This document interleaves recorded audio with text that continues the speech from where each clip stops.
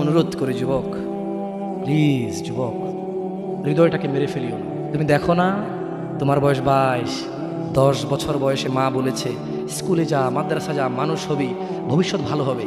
তুমি শোনোনি cricket, football, cinema, নাটক, কোথায় বিয়ে, কোথায় গায়ে হলুদ, গান বাজনা বাজিয়ে তোমার জীবন কাটাই দিছো। যুবক দেখো, 22 বছর বয়সে তুমি মূর্খ। তোমার পাশের বন্ধু পাইলট স্কুলে পড়ে, হ্যাঁ 10টা টিউশনি পড়ায়, 30,000 টাকাও কামায়। হ্যাঁ, তুমি যাকে বিয়ের প্রস্তাব দিচ্ছ কেউ রাজি নাই, ওর জন্য 5টা ঘর আসে, ওর মা বলছে এখনো ছোট, আরো পড়াশোনা করুক, আর তুমি বিয়ের জন্য হন্য হয়ে খুঁজতেছো। কোনো রিক্সাওয়ালা তোমাকে মেয়ে দিতে রাজি? তুমি দেখো 10 বছর 15 বছর বয়সে যদি মায়ের ওই কথা মেনে নিতা, তাহলে তুমি আজকে উপকৃত থাকতা। আমি জামশেদ মজুমদার 27 বছর বয়সে এসে তোমাকে বলছি তুমি গান বাজনা ছেড়ে দাও। ইনশাআল্লাহ 60 বছর পরে মারা গেলে, 30 বছর পরে মারা গেলে, 70 বছর পরে মারা গেলে ওই উপকৃত হবা। আর তা না হলে এই গান বাজনার সাথে তুমি তোমাকে ধ্বংস করে দিচ্ছ। যেদিন নিঃশ্বাস বন্ধ হয়ে যাবে সেদিন হলেও বুঝবা, বুঝতে তোমাকে হবেই। জমিনের উপরে বোঝো অথবা জমিনের নিচে বোঝো, বুঝতে তুমি হবে। শোনো, আল্লাহ কোনো কিছু বলেছে আর তুমি বুঝবা না, আহা হা, পার পাওয়া যাবে না। তবে তোমাকে বলি, যা করেছো করেছো, যা গান বাজনা শুনেছো শুনেছো, এবার আল্লাহকে ভয় করে সব ছেড়ে ইস্তেগফার করো, বলো আল্লাহ আমাকে ক্ষমা করেন, আমার এই 2 কানে গলিত সীসা ঢালিয়েন না ইয়া আল্লাহ। ছিলাম কিন্তু আমি উপলব্ধি করতে পারিনি, ইয়া আল্লাহ আজকে আমি উপলব্ধি করছি। আল্লাহ আমি আর কখনো বাদ্যযন্ত্র দিয়ে নিজেকে আনন্দিত করব না। এই হারাম যা আপনার এত আপনাকে রাগান্বিত করে, আমি আর কোনোদিন এই হারাম দিয়ে নিজেকে আনন্দিত করব না। আমি অনুরোধ করব, চিটাগং শহরে থাকি বেশি দিন হয় না, তবে কারো বিয়ে হলে আর 2 দিনও ঘুম হয় না, এত পরিমাণ গান বাজনা বাজায়, আল্লাহি হৃদয় ভেঙে যায়। আল্লাহর কসম, কি দিয়ে বুঝে আপনাকে? মন চায় মারামারি করি, মন চায় গালাগালি করি, মন চায় ঝগড়া করি, মন চায় ওর বিয়ে ভেঙে দেই, মন চায় নিজে পুলিশের ওসি হয়ে ওদের সবগুলো বন্ধ করি, মন চায় রাজনৈতিক নেতা হয়ে লাঠিছোটা নিয়ে এদেরকে পিটানো শুরু করি, মন চায় আল্লাহর থেকে অনুমতি আসুক, ওহি বন্ধ হয়ে গেছে, মন চায় আল্লাহ তুমি ওহি পাঠাও, একটাকে গলায় পাড়া দেই কতক্ষণ। মন চায় নিজেকে যদি অনেক জ্ঞানী, অনেক কিছু হতাম, কোথাও গিয়ে যদি বলতাম গান বন্ধ করো, যদি বন্ধ করে দিত, যদি এমন কিছু হতাম, কত কিছু যে মন চায়। তোমার বিবাহ তুমি রামশ্যাম যদুমধুর মতো করে ফেলেছো। যুবক, তুমি কেন কবুল পড়ে বিয়ে পড়ো? আমার তো বুঝে আসে না। বাবা, আপনি কেন আপনার ছেলেকে কবুল পড়িয়ে বিয়ে দিচ্ছেন? আমার বুঝে আসে না। ভাই, আপনি কেন আপনার মেয়েকে কবুল পড়িয়ে বিয়ে দিচ্ছেন? আমার বুঝে আসে না। আপনার মেয়ে হলুদ কাপড় পরে, মাথার মধ্যে খোপা দেয়, 3 জনে এসে দুধ খাওয়ায়, 4 জনে কোলে নিয়ে নেয়, 6 জনে গান বাজায়, 10 জনে এসে হলুদ মাখে, শুধু বুঝি মৌলবি দিয়ে কবুল পড়ালে বুঝি মুসলিমের বিয়ে হয়? শুনুন, আপনার নবী মুহাম্মদুর রাসূলুল্লাহ সাল্লাল্লাহু আলাইহি ওয়াসাল্লাম কবুলের পদ্ধতি দিয়ে গেছেন, তাই কবুল পড়ায় মুসলমানের বিয়ে মনে করেন না। কিন্তু বাকি যেগুলো করেন এগুলো কার পদ্ধতি? কার? মিথ্যা কথা বলবেন না। হুজুর ডেকে খুতবা পড়ে কবুল পড়ে বিয়ে কার পদ্ধতি? আল্লাহ নবীর। এই গান কার পদ্ধতি? কেন করতেছেন? ওটা তো আপনার বিয়ের অংশ। বিয়ে না হলে তো বাজাতেন না। বিয়েকে কেন্দ্র করে যেমন কবুল বলছেন, বিয়েকে কেন্দ্র করে তো গানটা বাজাচ্ছেন। কয়জন নবীর উম্মত আপনি? আপনার নবীর নাম কি? আই এম আস্কিং ইউ, আপনার নবীর নাম কি? আমার নবীর নাম মুহাম্মদ রাসূলুল্লাহ সাল্লাল্লাহু আলাইহি ওয়াসাল্লাম। Who is the messenger of Allah for you? আপনার জন্য আল্লাহর নবী কে? কোন নবীর সুন্নাত পালন করলেন গান বাজিয়ে? আপনার জন্য আমার বিল্ডিংটা ভেঙে পড়বে, বলে রাখি ছাড়বো না। আল্লাহ তুমি আমার ভাইদেরকে হেদায়েত দাও ইয়া আল্লাহ, ছাড়বো না। এই যে ভূমিকম্প হলো আপনার গান বাজনা বাজানোর কারণে। মুহাম্মদ সাল্লাল্লাহু আলাইহি ওয়াসাল্লাম কি মিথ্যা কথা বলে? কারা কারা হাত তোলেন তো যে মুহাম্মদ সাল্লাল্লাহু আলাইহি ওয়াসাল্লাম জানে না, মুহাম্মদ সাল্লাল্লাহু আলাইহি ওয়াসাল্লাম জানে না, এরকম কারা কারা স্বীকার করে? আল্লাহ নবী বলেছে যখন বাদ্যযন্ত্র বেড়ে যাবে, গায়িকারা সম্মুখে এসে নাচবে, তুমি অপেক্ষা করো, পাহাড়গুলো কেঁপে উঠবে, পৃথিবীটা নড়ে উঠবে। জালজালা ইযা জুলজিলাতিল আরদু জিলজালাহা, যখন পৃথিবী প্রবল কম্পনে প্রকম্পিত হবে, ওয়া খরাজাতিল আরদু আসকালাহা, যখন এই মাটি তার ভিতরে যা আছে একদম লাথি মেরে বের করে দেবে, লাশ হোক আর যাই হোক, মাটি বলবে যে বের হও, বের হও আমার থেকে, বের হও, আমি তোর আর কাউকে রাখবো না। ওয়াকাল আল ইনসান, মানুষ বলবে মালাহা মালাহা, পৃথিবীটা কি হলো, এই মাটির কি হলো, কেন সে কবরগুলো লাশগুলো বের করে দিচ্ছে, কেন সে স্বর্ণ মতি হীরা মানিক্য বের করে দিচ্ছে, মালাহা এর কি হলো, কেন পাহাড় নড়ে উঠছে, কেন পাহাড় ভেঙে চূর্ণ বিচূর্ণ হয়ে যাচ্ছে? মানুষ বলবে মালাহা, পৃথিবীর কি হলো? বিআন্না রাব্বাকা আওহালাহা, পৃথিবী এটা করবে, বিআন্না রাব্বাক, কারণ তোমার প্রতিপালক আওহালাহা পৃথিবীকে আদেশ করেছে। আপনি গান শোনেন, আমি শুনি না, আপনি গান বাজান, আমি বাজাই না। যখন চিটাগং নড়ে উঠলো ভূমিকম্পে, আপনার বাড়ির সাথে আমার বাড়িটাও নড়ছে। বন্ধ করেন এই জুলুম আমাদের উপর। আল্লাহর দিকে তাকিয়ে বন্ধ করেন, আল্লাহর দিকে তাকিয়ে বন্ধ করেন। আপনার বাড়িটা যদি ভেঙে ফেলার ইচ্ছা, বুলডোজার ভেঙে ফেলেন, কেউ ধরবে? কেউ জিজ্ঞেস করবে আপনাকে? আপনি গান বাজনা শুনে ভাবে পৃথিবীতে বিপর্যয় নিয়ে আসতেছেন। ইত্তাকিল্লাহ হাক্কা তুকাতিহ, আল্লাহকে ভয় করুন যেভাবে ভয় করা উচিত। ইয়া শাবাব, আহলুল মুনাফিক, নামধারী কিছু মুসলমান, এদের ফাঁদে পা দিও না। তারা চায় তোমরা নেশায় মত্ত হয়ে তোমরা তোমাদের জীবনটাকে জাহান্নামে উজাড় করে দাও। তারা চায় তোমরা শয়তানের ফাঁদে পা দিয়ে তোমরা আল্লাহ দ্রোহিতা এবং রাসূল দ্রোহিতায় মেতে ওঠো। অথচ আল্লাহ চায় তোমরা সফলতার দিকে আসো, আল্লাহ চায় তোমরা আল্লাহর ক্ষমার দিকে আসো, তোমরা সফল হও, আল্লাহ চায়। আল্লাহ সুবহানাহু ওয়া তাআলা বলেন, ইয়া আইয়ুহাল্লাযীনা আমানু ইন্নামাল খামরু ওয়াল মাইসির ওয়াল আনসাব ওয়াল আজলাম রিজসুম মিন আমালিশ শাইতান ফাজতানিবুহু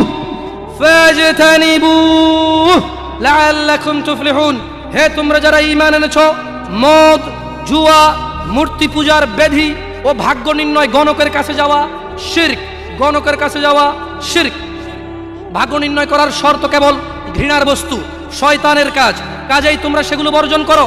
ফাজতানিবু, কাজেই তোমরা সেগুলো বর্জন করো। ইয়া শাবাব, হে মানুষ, তোমরা মদ, জুয়া, গান, বাজনা, ভাগ্য নির্ণয় করে এরকম জিনিস থেকে বেঁচে থাকো। আল্লাহ বলছেন যে রিজসুম মিন আমালিশ শায়তান, এগুলো শয়তানের কাজ, এগুলো ইবলিসের কাজ। ফাজতানিবু, আল্লাহ বলছে হে আমার বান্দারা, ফাজতানিবু, এগুলো থেকে বেঁচে থাকো। কেন? লাআল্লাকুম তুফলিহুন, যাতে তোমরা জিতে যাও, যাতে তোমরা সফল হও, যাতে তোমরা জান্নাতি হও, যাতে তোমরা ভয়াবহ আগুন থেকে বেঁচে যাও। জাহান্নামের আগুন কি? নাযাআতাল লিশশাওয়া, চামড়া খসে দেবে, এটা হচ্ছে জাহান্নামের আগুন। জাহান্নামের আগুন থেকে বাঁচার দরকার আছে না নাই?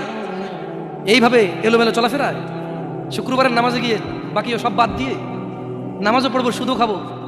আরে বাস্তবতা এমন, এখনকার ঘুষখোররা বলে যে শুনেন 3 লাখের নিচে হবে না, আপনাকে বুঝতে পারতেছি না, জোরের টাইম চলে যাচ্ছে, দিলে দিন না দিলে যায় নামাজ যাই।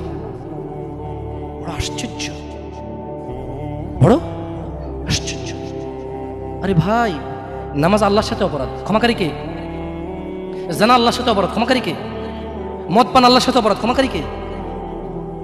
কিন্তু যার থেকে ঘুষ নিছেন, এটা কি আল্লাহর হোক না মানুষের হোক? ক্ষমাকারী কে? মানুষ, আল্লাহ না। আল্লাহ ক্ষমা করবে না, আল্লাহ নিজের উপরে হারাম করে দিয়েছে এটা। আপনি যদি বলেন যে আমি 3 দিন ভাত খাবো না, পারবেন? এই ওয়াদার উপর থাকতে পারবেন? নাকি খিদের জ্বালা খেতেই হবে? আল্লাহ এতটাই ক্ষমতাবান, তিনি যদি বলেন যে আমি এটা করবো না, তিনি এটা না করে থাকতে পারেন। অনেকে বলে যে আল্লাহ চাইলে পুরুষেরটাকে মহিলা বানাইতে পারবে। আমরা বলি যে আল্লাহ চাইলে সবই পারবে, কিন্তু আল্লাহ এখানে বলে যে আমি চাইবই না এটা। আর আল্লাহ এত ক্ষমতাবান, আমি এটা করবো না বলে পৃথিবীর কেউ জোর করে ওনাকে করাইতে পারবে না। আমরা কথা বুঝতে পারছেন? এই জন্য মানুষের হক যে নিচ্ছেন আপনারা, আল্লাহ ক্ষমা করবে না। তো প্রশ্ন, আল্লাহ এত ক্ষমতাবান, আল্লাহ ক্ষমার মালিক না আল্লাহ? আল্লাহ এই ক্ষমতাটা তার বান্দাকে ভালোবেসে দিয়ে দিছে। হ্যাঁ বান্দা নে, তোকে দিয়ে দিলাম ইখতিয়ার, আমি আল্লাহ মিথ্যা কথা বলি না। তোর হক যে খাবে, তুই মাফ করলে সে মাফ পাবে, আমি মাফ করবো না। আমি দাখিলি দিব না জায়গায়, কি করবে না? আমি না কি গলাবো না। লা ইলাহা ইল্লাল্লাহ, সুবহানাহু, তিনি পবিত্র। তো তারা চায় তোমরা মদ, জুয়া, নেশায় ব্যতিব্যস্ত হয়ে থাকো। নামধারী মুসলিমরা চায়, মুনাফিকরা চায় এটা। কাফেরদের দোষ দিয়ে লাভ নাই, 90% মুসলমান দেশ, আপনারাই তো বলেন। তা কাফের কি করে এখানে? এখানে মদের আড্ডার মালিক মুসলমান, এখানে গানের আড্ডার মালিক মুসলমান, এখানে ডিস কেবলের মালিক মুসলমান, এখানে মানুষ মারে মুসলমানের কথা, এখানে মানুষ বাঁচায় মুসলমানের কথা, এখানে দুজনে যায় উঠা নিয়ে চলে আসে কাউকে মুসলমানের কথায়, মুসলমানের বাড়ির নিচে মসজিদ, মুসলমানের দোকানের উপরে মসজিদ, মুসলমানের ঘরের পাশে মসজিদ, মুসলমান নামাজ আসে না, কাফের দোষ দিবেন কিভাবে আপনি? সবই তো মুসলমান। তো এরা কি মুসলমান না মুনাফিক? এরা মিথ্যাবাদী। কি আপনারা মনে কষ্ট নিচ্ছেন যে আমাদেরকে গালি দিয়ে গেল? ওয়াল্লাহি ওয়াল্লাহি ভুল বুঝিয়েন না। আমি এই কথাগুলো বলে বোঝাতে চাচ্ছি, আপনি যে নামাজ পড়েন না, এটা ছাড়া বিকল্প নাই। আমি বলি না যে আপনি খারাপ জাহান্নামে চলে যাবেন, না। আপনার মালিক কে? তিনি যদি আপনাকে জান্নাত দেয় ক্ষমা করে, কেউ ঠেকাইতে পারবে? কিন্তু মনে রাখবেন, তিনি মিথ্যা কথা বলেন না। তিনি বলে দিয়েছে তিনি কাদেরকে জান্নাত দেবে। উনি পৃথিবী পরিচালনা করেন একটা নিয়ম শৃঙ্খলায়। কিভাবে? একটা নিয়ম শৃঙ্খলায়। বুঝে আসছে না, আসে নাই? যাই হোক, ইবনে আব্বাস রাদিয়াল্লাহু আনহুমার বর্ণনায় রাসূল সাল্লাল্লাহু আলাইহি সাল্লাম বলেন, আল্লাহ তাআলা মদ, জুয়া, তবলা, সারেঙ্গি হারাম করেছেন। তিনি আরও বলেন, নেশাগ্রস্ত করে এমন প্রত্যেক বস্তু হারাম। মুসনাদে আহমদ ও আবু দাউদ এসেছে। এছাড়াও বহু প্রমাণ ও নির্ভরযোগ্য হাদিস রয়েছে যাতে গান, বাদ্যযন্ত্র হারাম ও নাজায়েজ বলা হয়েছে। এই ব্যাপারে বিশেষ সতর্কবাণী রয়েছে ও কঠিন শাস্তির ঘোষণা করা হয়েছে। রাসূলুল্লাহ সাল্লাল্লাহু আলাইহি সাল্লাম বলেছেন, আমার উম্মতের মধ্যে এমন সম্প্রদায় হবে যারা জানা, ব্যভিচার, রেশমি কাপড় ব্যবহার, মদ পান, ও গান বাদ্যকে হালাল করবে।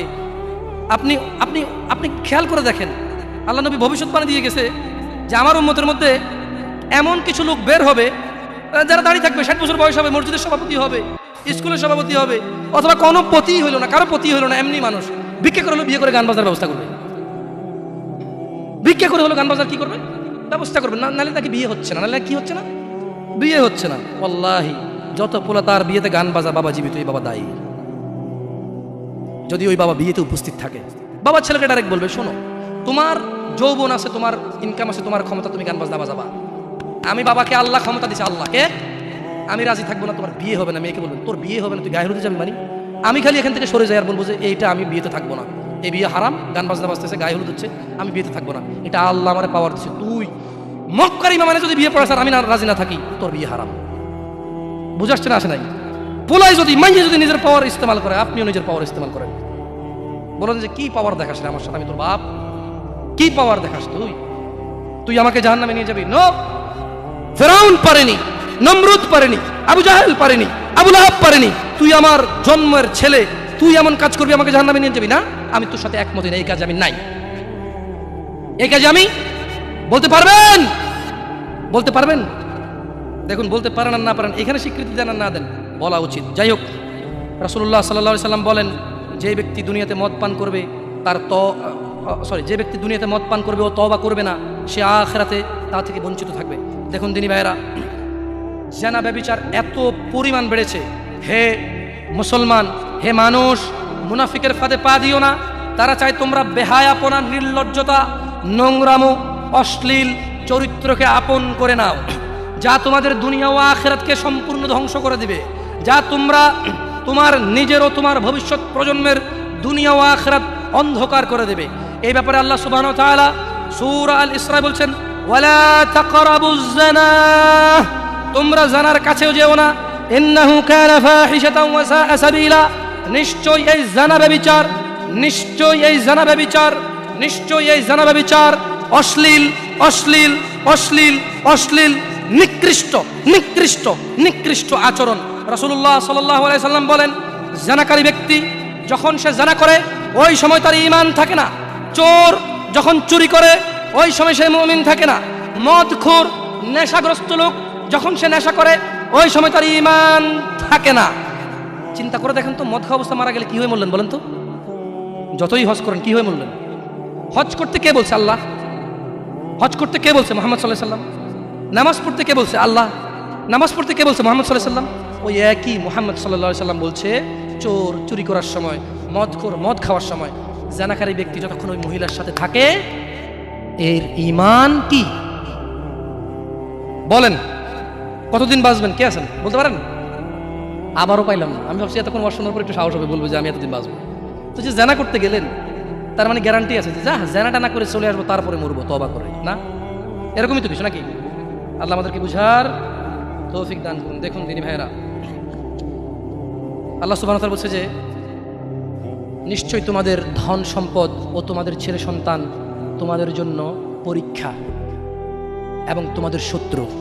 কিছু কিছু ক্ষেত্রে ছেলে সন্তান ধন সম্পদ কি শত্রু। যে এই ছেলের জন্যই তো রেপ করে আসছে, আপনি বলছেন যে না আমার ছেলে নির্দোষ, 5 লাখ টাকা উকিলকে দিয়েছেন, 10 লাখ টাকা অমুককে দিয়েছেন, 3 লাখ টাকা অমুককে দিয়ে একটা মেয়ের জীবন নষ্ট হয়ে গেল, আপনি পরোয়াই করেননি। কার জন্য এটা করেছেন বলেন তো? আপনার নিজের জানা করার কারণে নাকি ছেলে? নিজের জন্য না ছেলের জন্য? হ্যাঁ, তো বলেন এই ছেলে কি শত্রু না মিত্র? এই ছেলের এই যে আপনি একটা অন্যায়কে সাপোর্ট করে গেলেন, যদি আল্লাহ আপনাকে জিজ্ঞেস করে আপনার বাচ্চা আছে, এই অন্যায়টা আপনি কার জন্য করছেন? কার জন্য? তাহলে এই ছেলেকে শত্রু না বন্ধু? এই জন্য দিনী ভাইয়েরা, আমি এতক্ষণ থেকে আপনাদেরকে কিছু নসিহত করেছি, আপনাদেরকে বলে রাখি, আপনি, শুধু আপনি না, এই পৃথিবীতে যত মানুষ আর জিন আছে সব যদি একসাথে হয়ে ফন্দি করে যুক্তিশলা পরামর্শ করে আল্লাহ দ্রোহিতা, আল্লাহ বিরোধী কাজ করে, আল্লাহর কিছুই যায়? জোরে বলেন তো, আল্লাহর কিছুই যায়? এই পুরো পৃথিবীর মানুষ এবং জিন সবাই যদি একসাথে কোনো গুনাহ না করে, শুধুই আল্লাহর অনুগত্য করে, আল্লাহর যেই ক্ষমতা, আল্লাহর যেই মহত্ব, কিছুই বাড়বে কিছুই বাড়াইতে, কিছুই কমাইতে পারবেন না। আপনাকে একটা কথা বলবো, নিজেকে বেশি অপরাধী মনে করিয়েন না। আপনি এত ভালো আল্লাহ পেয়েছেন, আপনি এত ভালো রব পেয়েছেন। বনি ইসরায়েলের একজন লোক 99 জন লোককে হত্যা করলো। তারপর সে চিন্তা করলো আমার ভালো হওয়া উচিত, ক্ষমা পাওয়া উচিত, জাহান্নামের আগুন থেকে মুক্তি পাওয়া উচিত। বাবা আমি এই জাহান্নাম সহ্য করতে পারবো না, কিভাবে আমি জাহান্নাম থেকে বাঁচবো? তখন সে একজন জ্ঞানী লোকের খোঁজ নিল এবং জিজ্ঞেস করলো যে আমার কি ক্ষমা হবে? ওই লোকে বললো যে না না, তোমার তো ক্ষমা হবে না। একবার তারেও মেরে কতজন পূর্ণ করলো? কিন্তু তার হৃদয়ে যন্ত্রণা কমেনি। ওই যে একটা যন্ত্রণা, কি কাজ করলে আমি ক্ষমা পেয়ে যাব, কি এমন কাজ করলে আমি আল্লাহর আযাব থেকে রক্ষা পাবো। সে আল্লাহকে প্রচন্ড ভয় পাচ্ছিল। অ্যাট দ্য সেম টাইম সে সিদ্ধান্ত নিয়েছিল যে সে আর হত্যাই করবে না, সে ভালো হয়ে যাবে, অন্যায় করবে না, সে অন্যায় করবে না। কিন্তু তার ভালো হওয়ার জন্য একটা গ্যারান্টি লাগবে যে কে আছে এমন যে আমাকে বলবে কি করলে আমাকে আল্লাহ ক্ষমা করে দেবে। ওই লোকটা যখন মারা যায় আল্লাহ তাকে জান্নাত দিয়েছে। কেন? সে ভালো হওয়ার ইচ্ছা পোষণ করেছে। আপনিও ভালো হওয়ার ইচ্ছা পোষণ করেন, করবেন তো ইনশাআল্লাহ। আর ভালো কখন হতে হবে? কালকে? কালকে কখন থেকে ভালো হতে হবে? না বিয়ের পরে। ভালো কখন থেকে হতে হবে? না চাকরির পরে। ভালো কখন থেকে হতে হবে? একটু দাঁড়িয়ে পাকার পরে, নাকি এখন থেকে? একটু নিজেকে প্রশ্ন করিয়েন। যখন বলবেন কালকে থেকে ভালো হয়ে যাব, মহা অন্যায় কথা। মানে আপনি নিশ্চিত গ্যারান্টি দিয়েছেন আপনি কালকে পর্যন্ত বাঁচবেন। এটা কত জঘন্যতম কথা না? আল্লাহ আমাদেরকে বোঝার তৌফিক দান করে দিন ভাইরা। একটা হাদিসে কুদসি শুনি চলে যাবেন ইনশাআল্লাহ তাআলা। বক্তা এসে গেছেন মাশাআল্লাহ আলাইহি। আল্লাহ ইয়াহফাযহু ওয়া ইয়াহফাযকুম। আল্লাহ সুবহানাহু ওয়া তাআলা ফেরেশতাদেরকে ডেকে বললেন। কাকে কাকে ডেকে বললেন?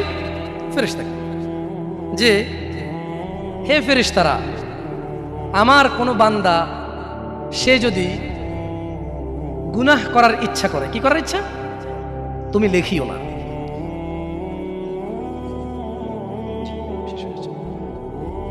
তাহলে ফেরেশতাদেরকে আল্লাহ কি বললেন? আমার কোনো বান্দা গুনাহ করার ইচ্ছা করলে তোমরা তা লেখিও না, যতক্ষণ পর্যন্ত সে না করে। যখন সে এই অপরাধ করে ফেলে তোমরা লেখিও, বাড়তি লেখিও না, যতটুকু করেছে অতটুকুই লিখবা। কিন্তু জানেন আল্লাহ আপনাকে কত ভালোবাসে? এই সেম আল্লাহ ফেরেশতাদেরকে বললেন, শোনো, আমার কোনো বান্দা যদি কোনো ভালো কিছু করার নিয়ত করে সঙ্গে সঙ্গে নেকি লিখে ফেলো। সুবহান। আমার কোনো বান্দা যদি ভালো কিছু করার নিয়ত করে সঙ্গে সঙ্গে লিখে ফেলো। সে এই কাজটা করা পর্যন্ত অপেক্ষা করার দরকার?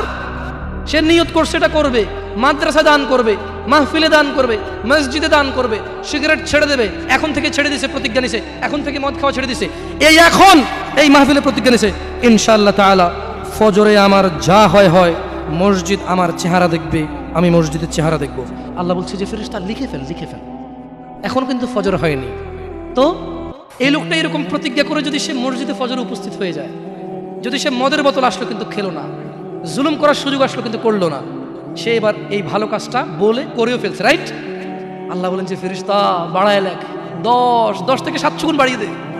ইয়া আল্লাহ, ইয়া আল্লাহ, আমরা তো এতটা অপদার্থ হয়ে গেছি, এতটা নিমুখারাম নাফরমান হয়ে গেছি, ভালো কিছু করার নিয়ত করি না। কোনো হুজুর আসা ঠিক কিনা, সবাই ঠিক, তারপর শেষ, সব শেষ।